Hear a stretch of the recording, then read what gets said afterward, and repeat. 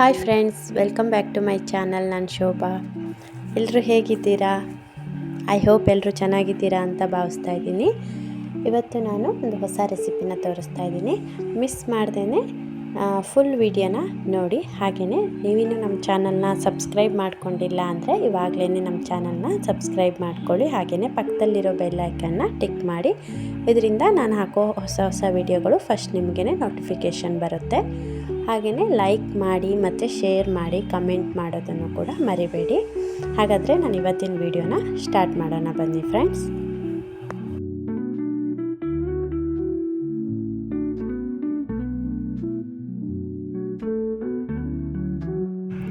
ನಾನಿಲ್ಲಿ 1 ಬೌಲ್ ಆಗೋಷ್ಟು ದೋಸೆ ರೈಸನ್ನು ತಗೊಂಡು ಒಂದು 4-5 ಟೈಮ್ಸ್ ವಾಶ್ ಮಾಡಿಕೊಂಡು ಇದನ್ನು ನೆನೆ ಇಡ್ತಾ ಇದ್ದೀನಿ. ನಾನು ಮಾರ್ನಿಂಗ್ ಒಂದು 10 o'clock ಹಾಗೆ ಇದನ್ನು ನೆನೆ ಇಡ್ತಾ ಇದ್ದೀನಿ. ಇದು 6 to 8 hours ಆದರೂ ನೆಂದರೆ ಚೆನ್ನಾಗಿರುತ್ತೆ.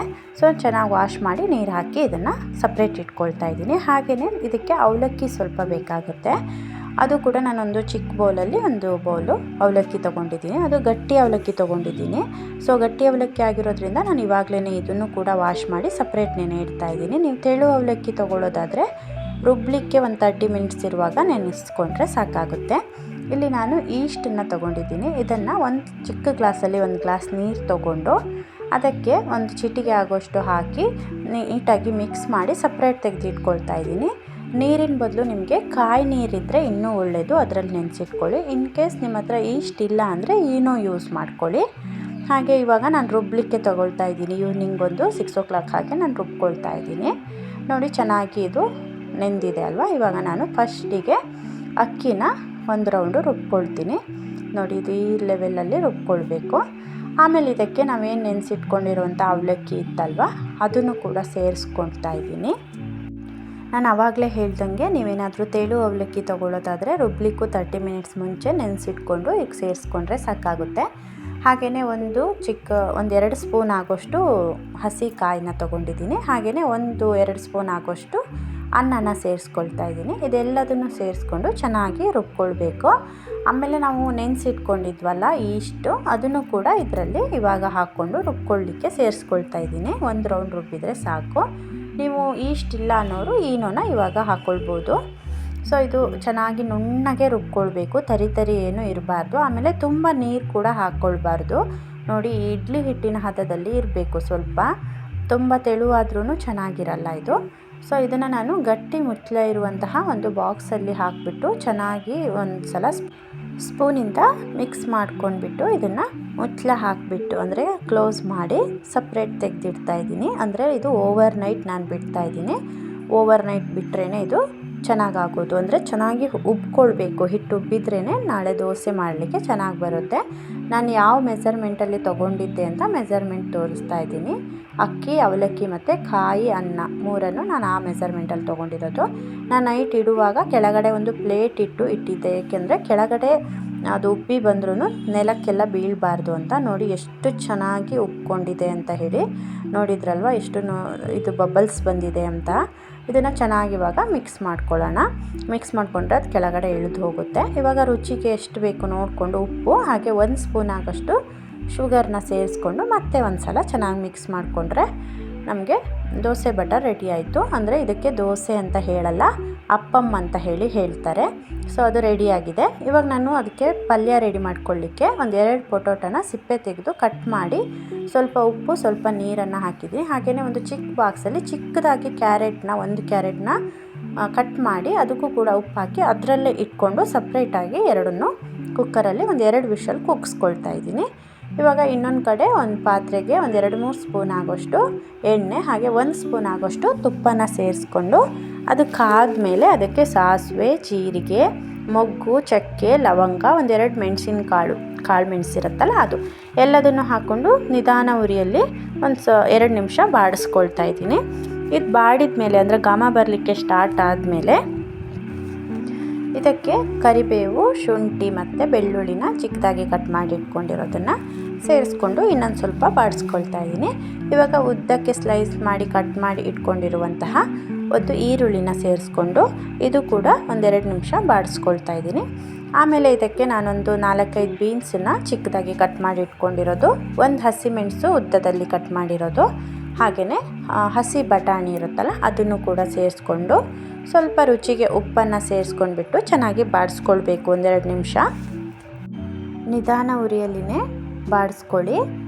ಇದನ್ನು ಲಿಡ್ ಕ್ಲೋಸ್ ಮಾಡಿ ಒಂದು 5 to 10 ಮಿನಿಟ್ಸು ಗ್ರೀನ್ ಪೀಸು ಮತ್ತು ಬೀನ್ಸ್ ಎಲ್ಲ ಬೇಯಬೇಕಲ್ವ, ಚೆನ್ನಾಗಿ ಬೆಂದ್ಕೊಳ್ಬೇಕು ಅಲ್ಲ, ಅದಕ್ಕೋಸ್ಕರ ಒಂದು 5 to 10 ಮಿನಿಟ್ಸ್ ಇದನ್ನ ಲಿಡ್ ಕ್ಲೋಸ್ ಮಾಡಿಬಿಟ್ಟು ಬೇಯಲಿಕ್ಕೆ ಬಿಡೋಣ. ಇದು ಚೆನ್ನಾಗಿ ಬೆಂದ್ಕೊಂಡಿದ್ದಾದಮೇಲೆ ಇನ್ನೊಂದು ಸಲ ಕೈ ಆಡಿಸ್ಬಿಟ್ಟು ನಾವು ಹಸಿ ಕಾಯಿ ಇರುತ್ತಲ್ಲ ಅದನ್ನು ಮಿಕ್ಸಿಗೆ ಹಾಕಿ ಅದರದ್ದು ಹಾಲು ತೆಗೆದುಬಿಟ್ಟು ಇದಕ್ಕೆ ಹಾಕ್ಕೊಳ್ಬೇಕು. ನಾನಿವಾಗ ಒಂದು 3/4 ಬೌಲ್ ಆಗೋಷ್ಟು ಕಾಯಿ ಹಾಲನ್ನ ಹಾಕಿದ್ದೀನಿ. ಹಾಕಿ ಆದಮೇಲೆ ಮತ್ತೆ ಒಂದು ಸಲ ಚೆನ್ನಾಗಿ ಮಿಕ್ಸ್ ಮಾಡಿಕೊಂಡು ಇವಾಗ ನಾವು ಏನು ಬೇಯಿಸಿ ತೆಗೆದಿಟ್ಕೊಂಡಿದ್ವಲ್ಲ ಆವಾಗಲೇ ಕುಕ್ಕರಲ್ಲಿ ಕ್ಯಾರೆಟು ಹಾಗೆಯೇ ಪೊಟೊಟೊ ಇರುತ್ತಲ್ಲ ಅದನ್ನು ಜಸ್ಟ್ ಒಂದು ಸಲ ನ್ಯಾಶ್ ಮಾಡಿಕೊಂಡು ಅದನ್ನು ಕೂಡ ಹಾಕ್ಕೊಳ್ಬೇಕು. ಇದಕ್ಕೆ ಎಲ್ಲದನ್ನು ಹಾಕಿ ಚೆನ್ನಾಗಿ ಮಿಶ್ರಣ ಮಾಡ್ಕೊಂಡ್ಬಿಟ್ಟು ಒಂದು ಕುದಿ ಬರೋವರೆಗೂ ಬಿಡಬೇಕಾಗತ್ತೆ. ಈಗ ಚೆನ್ನಾಗೆಲ್ಲ ಹಾಕ್ಕೊಂಡು ಮಿಕ್ಸ್ ಮಾಡ್ಕೊಳ್ತಾ ಇದ್ದೀನಿ ನಾನು.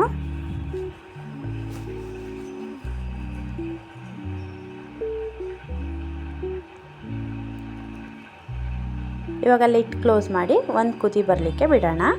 ಆಮೇಲೆ ಇನ್ನೊಂದು ಸಲ ನಾವೇನು ಆವಾಗಲೇ ಕಾಯಿ ಹಾಲು ತೆಗೆದಿರೋ ಕಾಯಿ ಇರುತ್ತಲ್ಲ ಅದನ್ನೇ ಮತ್ತೊಂದು ಸಲ ಮಿಕ್ಸಿಗೆ ಹಾಕಿ ಸ್ವಲ್ಪ ನೀರು ಹಾಕ್ಕೊಂಡು ಮಿಕ್ಸಿ ಮಾಡಿಬಿಟ್ಟು ಮತ್ತೆ ಅದರಿಂದ ಹಾಲನ್ನು ತೆಗಿಬೇಕು.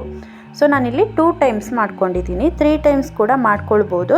ಸೊ ನನಗೆ ಕರಿ ಸ್ವಲ್ಪ ಸಾಕಾಗಿರೋದ್ರಿಂದ ನಾನು 2 ಟೈಮ್ಸ್ ಮಾಡ್ಕೊಂಡಿದ್ದೀನಿ. ಆ ಕಾಯಿ ಹಾಲನ್ನು ಕೂಡ ಇವಾಗ ಒಂದು ಕುದಿ ಬಂದಿರುತ್ತಲ್ಲ ಆವಾಗ ಸೇರಿಸ್ಬಿಟ್ಟು ಸ್ವಲ್ಪ ಅಂದರೆ 1 ಸ್ಪೂನ್ ಆಗೋಷ್ಟು ಬ್ಲ್ಯಾಕ್ ಪೆಪ್ಪರ್ ಪುಡಿ ಹಾಗೆಯೇ ರುಚಿಗೆ ತಕ್ಕಷ್ಟು ಉಪ್ಪನ್ನು ಸೇರಿಸ್ಬಿಟ್ಟು ಕುದಿಲಿಕ್ಕೆ ಬಿಡಬೇಕು. ಮತ್ತು ಇದು ಚೆನ್ನಾಗಿ ಒಂದು ಕುದಿ ಬರಬೇಕು. ಅದಕ್ಕೆ ನಾನು ಎಲ್ಲ ಮಿಕ್ಸ್ ಮಾಡಿಬಿಟ್ಟು ಕುದಿಲಿಕ್ಕೆ ಬಿಡ್ತಾಯಿದ್ದೀನಿ.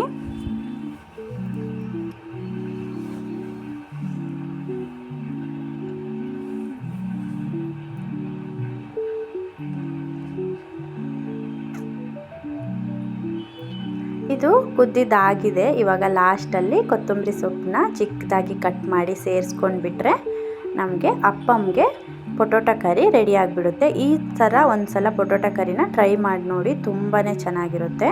ಇವಾಗ ನಾನು ಅಪ್ಪಮ್ ತವ ಏನಿರುತ್ತೆ ಅದನ್ನು ಬಿಸಿ ಆಗಲಿಕ್ಕೆ ಇಟ್ಟಿದ್ದೀನಿ. ಇದಕ್ಕೆ ಎಣ್ಣೆ ಏನು ಹಚ್ಚೋದು ಬೇಡ.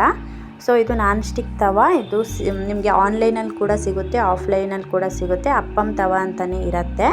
ಸೊ ಇದಕ್ಕೆ 1 ಸ್ಪೂನ್ ಆಗೋಷ್ಟು ಅಪ್ಪಮ್ ಮಾವು ಅಂದರೆ ಅಪ್ಪಮ್ ಹಿಟ್ಟು ಏನಿತ್ತಲ್ಲ ಅದನ್ನು ಹಾಕ್ಕೊಂಡ್ಬಿಟ್ಟು ಈ ರೀತಿ ರೊಟೇಟ್ ಮಾಡಿನೇ, ನಾವು ಸ್ಪೂನಲ್ಲಿ ರೊಟೇಟ್ ಮಾಡಬಾರ್ದು, ತವಾನೇ ಹಿಡ್ಕೊಂಡು ಈ ರೀತಿ ರೊಟೇಟ್ ಮಾಡಬೇಕು. ನಾನು ಹೇಗೆ ತೋರಿಸಿದ್ನಲ್ಲ ಆ ಟೈಪು. ಮತ್ತು ಇದನ್ನು ಲಿಡ್ ಕ್ಲೋಸ್ ಮಾಡೋಕ್ಕೂ ಮುಂಚೆ ಈ ರೀತಿ ಬಬಲ್ಸ್ ಬಂದ ಮೇಲೇ ಲಿಡ್ ಕ್ಲೋಸ್ ಮಾಡಿ ಮೀಡಿಯಮ್ ಫ್ಲೇಮಲ್ಲಿಟ್ಟು ಬೇಯಿಸ್ಕೊಳ್ಬೇಕಾಗುತ್ತೆ. ಮತ್ತು ಮಧ್ಯದಲ್ಲಿ ಸ್ವಲ್ಪ ದಪ್ಪ ಬರುತ್ತೆ. ಇದು ಹಾಗೆ ಬಂದ್ರೇ ಇದು ತುಂಬಾ ಚೆನ್ನಾಗಿ ಇರುತ್ತೆ ತಿನ್ನಲಿಕ್ಕೂ. ಸೊ ಇವಾಗ ನಾನು ಲಿಡ್ ಕ್ಲೋಸ್ ಮಾಡಿದ್ದೀನಿ. ಬಬಲ್ಸ್ ಬಂದಮೇಲೆ ನೋಡಿ ಎಷ್ಟು ಚೆನ್ನಾಗಿ ಬೆಂದ್ಕೊಂಡು ಅದು ಬಿಟ್ಕೊಂಡಿದೆ, ತವ ಬಿಟ್ಕೊಬಿಟ್ಟಿರುತ್ತೆ. ಇವಾಗ ಒಂದು ಅಪ್ಪಮ್ ರೆಡಿ ಆಯಿತು. ನಾನು ಇನ್ನೊಂದು ಸಲ ತೋರಿಸ್ತಾ ಇದ್ದೀನಿ ಹೇಗೆ ಹಾಕ್ಕೊಳ್ಬೇಕು ಅಂತ. ನೋಡಿ 1 ಸ್ಪೂನ್ ಹೀಗೆ ಹಿಟ್ಟನ್ನು ಹಾಕ್ಕೊಂಡ್ಬಿಟ್ಟು ನೀಟಾಗಿ ನಿಧಾನಕ್ಕೆ ಈ ರೀತಿ ರೊಟೇಟ್ ಮಾಡ್ಕೋಬೇಕು. ಆವಾಗ ಅದು ತವಕ್ಕೆ ಸ್ಪ್ರೆಡ್ ಆಗುತ್ತೆ. ಹಾಗೆ ಸೆಂಟ್ರಲ್ಲಿ ಇವಾಗ ಸ್ವಲ್ಪ ದಪ್ಪದಲ್ಲಿ ಉಳ್ಕೊಂಡಿರೋ ಹಿಟ್ಟು ಹೋಗಿ ಕೂರುತ್ತೆ. ಸೊ ಅದು ತವ ಕೂಡ ಅದೇ ಹ್ಯಾಂಗಲಲ್ಲಿ ಇರುತ್ತೆ, ಶೇಪ್ ಹಾಗೆ ಇರುತ್ತೆ ಅದರದ್ದು. ಸೊ ಅದಕ್ಕೆ ಅದು ಹಾಗೆ ಬರುತ್ತೆ. ಸೊ ಇದು ಬಬಲ್ಸ್ ಬಂದಮೇಲೆ ಲಿಡ್ನ ಕ್ಲೋಸ್ ಮಾಡಿ ಒಂದು ಮೀಡಿಯಮ್ ಫ್ಲೇಮಲ್ಲಿ ಇಟ್ಕೊಂಡು ಒಂದು 5 ಮಿನಿಟ್ಸ್ ಬೇಯಿಸ್ಕೊಂಡ್ಬಿಟ್ರೆ ಅಪ್ಪಮ್ ರೆಡಿ ಆಗುತ್ತೆ. ನಾನು ತೋರಿಸ್ತಾ ಇದ್ದೀನಿ ನೋಡಿ ಆಗಿರೋ ಅಪ್ಪಮ್ಮು ಸೆಂಟ್ರಲ್ಲಿ ಹೇಗೆ ದಪ್ಪದಾಗಿ ಬಂದಿದೆ ಅಂತ. ಹೀಗೆ ಬಂದ್ರೇ ಚೆನ್ನಾಗಿರುತ್ತೆ ತಿನ್ನಲಿಕ್ಕೆ. ಒಂದು ಸಲ ಟ್ರೈ ಮಾಡಿ ನೋಡಿ, ತುಂಬಾ ಈಸಿ ಮಾಡ್ಕೊಳ್ಳೋದು, ಬಟ್ ಟೇಸ್ಟ್ ಮಾತ್ರ ತುಂಬಾ ಚೆನ್ನಾಗಿರುತ್ತೆ. ಯಾಕೆಂದರೆ ಕಾಯಿ ಮತ್ತು ಅವಲಕ್ಕಿ ಎಲ್ಲ ಹಾಕಿರ್ತೀವಲ್ಲ ಆ ಟೇಸ್ಟೇ ಬೇರೆ ಇರುತ್ತೆ. ನಮಗೆ ನೋಡುವಾಗ ದೋಸೆ ಥರನೇ ಇದೆ ಅಂತ ಅನಿಸುತ್ತೆ, ಬಟ್ ಟೇಸ್ಟ್ ತುಂಬಾ ಡಿಫ್ರೆಂಟ್ ಆಗಿರುತ್ತೆ. ನೀವು ಒಂದು ಸಲ ಟ್ರೈ ಮಾಡಿ ನೋಡಿ ಹೇಗಿತ್ತು ಅಂತ ಕಮೆಂಟ್ ಮಾಡೋದನ್ನು ಮಾತ್ರ ಮರಿಬೇಡಿ ಫ್ರೆಂಡ್ಸ್. ಅದ್ರ ಜೊತೆ ಇದೇ ಕರಿನ ಮಾಡಿ, ಅದು ಇವೆರಡು ಕಾಂಬಿನೇಷನ್ ಮಾತ್ರ ತುಂಬ ಅಂದರೆ ತುಂಬಾ ಚೆನ್ನಾಗಿರುತ್ತೆ. ಹಾಗೆಯೇ ಅಪ್ಪಮ್ ಕೂಡ ತುಂಬಾ ಸಾಫ್ಟಾಗಿ ಬಂದಿರುತ್ತೆ ಇದು. ರಫ್ ಅಂದರೆ ಗಟ್ಟಿ ಇರಲ್ಲ, ತುಂಬ ಸಾಫ್ಟಾಗಿ ಬಂದಿರುತ್ತೆ. ಸೊ ನೀವು ಒಂದ್ಸಲ ಟ್ರೈ ಮಾಡಿ ನೋಡಿ ನನಗೆ ಕಮೆಂಟ್ ಮಾಡಿ. ಈ ವಿಡಿಯೋ ನಿಮಗೆ ತುಂಬಾ ಇಷ್ಟ ಆಗುತ್ತೆ ಅಂತ ಅಂದ್ಕೊಳ್ತಾ ಇದ್ದೀನಿ. ಹಾಗೆಯೇ ನೆಕ್ಸ್ಟ್ ವಿಡಿಯೋದಲ್ಲಿ ಸಿಗೋವರೆಗೂ bye bye friends. Thank you. Take care friends.